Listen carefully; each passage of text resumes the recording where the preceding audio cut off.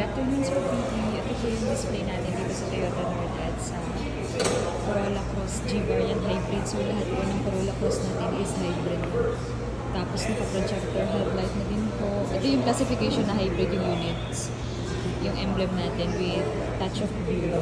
Tapos yung presyo natin, nag-start 1,498,000. May fog light, may front end rear sensors, yung one-tone mugs natin. Ito yung HEBM lang din po.